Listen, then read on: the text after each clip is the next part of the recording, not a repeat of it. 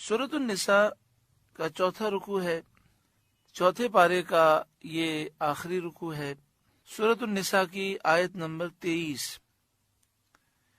اس آیت کریمہ میں ان عورتوں کی فہرست بیان کی گئی جن سے نکاح کرنا حرام ہے۔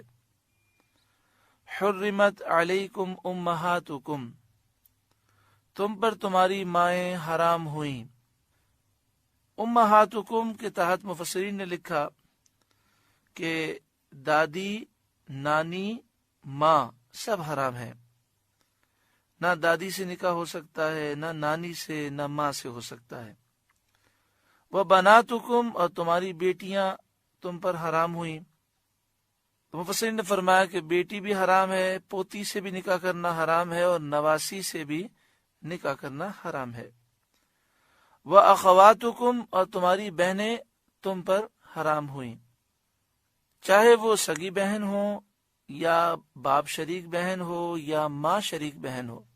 سگی بہن سے مراد یہ ہے دونوں کے والدین ایک ہوں، باپ شریک سے مراد یہ ہے کہ دونوں کے والد ایک ہوں، اور ماں شریک سے مراد یہ کہ دونوں کی ماں ایک ہو۔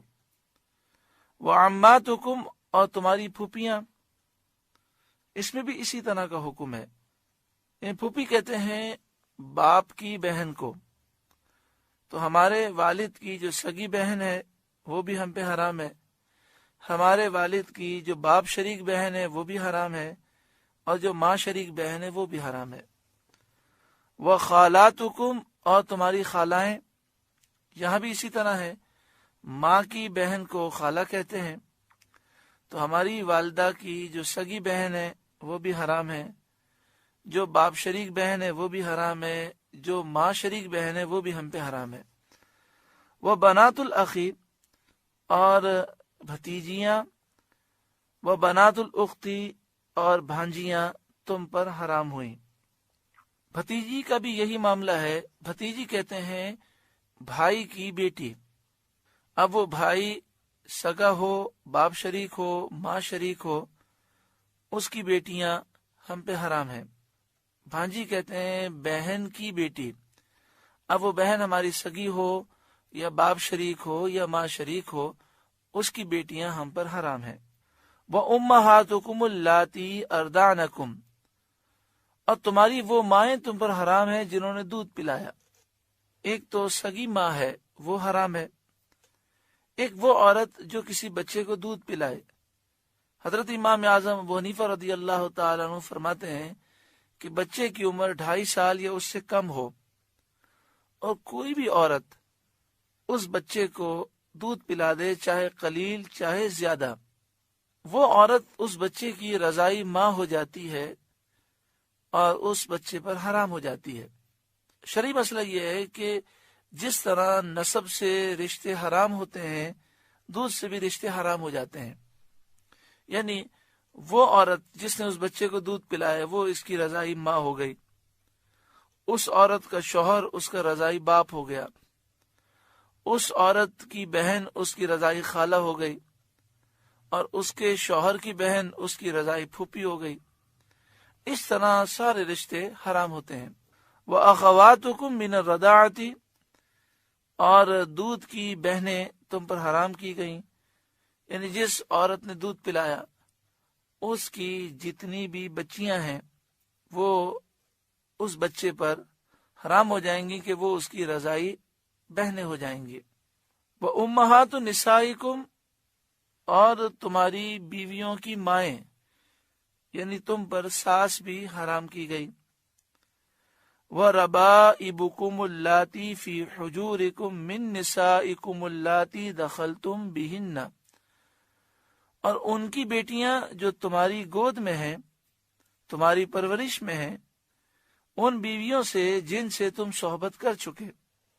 اس سے مراد یہ ہے کہ کسی عورت سے کسی نے شادی کی اور شادی کے بعد قربت پائی گئی، تو اس عورت کی وہ بیٹیاں جو دوسرے شوہر سے ہوں وہ اس مرد پر حرام ہو جائیں گی۔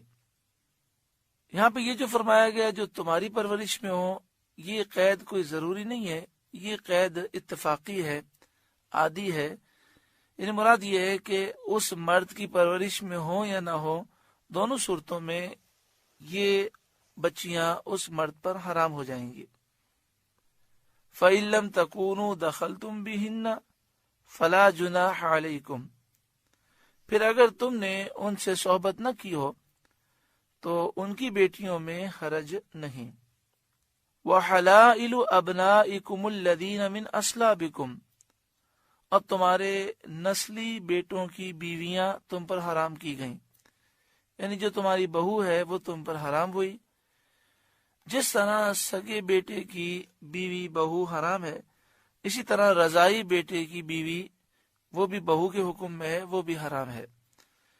وَأَن تَجْمَعُوا بَيْنَ الْأُخْتَيْنِ، اور دو بہنیں اکٹھی کرنا یہ حرام ہے، إِلَّا مَا قَدْ سَلَف، مگر جو ہو گزرا، یعنی دو بہنوں سے ایک ساتھ نکاح کر لینا۔ ایک ساتھ سے مراد یہ ہے کہ ایک شخص اس نے ایک عورت سے نکاح کیا، پھر اس کی بہن سے نکاح کر لیا، تو اگر اس نے اس طرح کیا کہ پہلے ایک سے نکاح کیا پھر دوسرے سے نکاح کیا، تو پہلا نکاح ہوگا اور اس کی بہن سے جو نکاح کرے گا وہ نکاح ہوگا نہیں جب تک کہ ایک عورت اس کے عقد میں ہے، نکاح میں ہے، اس کی بہن سے نکاح نہیں ہو سکتا۔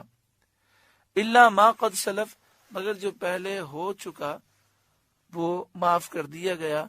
اور ان آیتوں کے نزول کے وقت جو معاملات اس طرح کے تھے جن کے نکاح میں ایسی عورتیں تھیں، انہیں یہ حکم دیا گیا کہ وہ ان سے جدا ہو جائیں اور میاں بیوی کے تعلقات اور یہ سوچ اور یہ فکر ختم کی جائے۔ ان اللہ کان غفور الرحیم، بے شک اللہ بخشنے والا مہربان ہے۔ یہاں پر اس مسئلے کو بھی سمجھ لیں کہ جس طرح دو بہنوں کو نکاح میں جمع کرنا یہ حرام ہے، اسی طرح دو ایسی عورتوں سے نکاح کرنا کہ دونوں عورتوں کا آپس میں رشتہ ایسا ہو کہ ایک پھوپھی ہو تو دوسری بھتیجی ہو، یہ بھی حرام ہے۔ یا دو عورتوں کو اس طرح نکاح میں جمع کرنا کہ ان کا آپس میں رشتہ ایسا ہو کہ ایک خالہ ہو دوسری بھانجی ہو، تو اس طرح بھی نکاح کرنا حرام ہے۔ ان اللہ کان غفور الرحیم، بے شک اللہ بخشنے والا مہربان ہے۔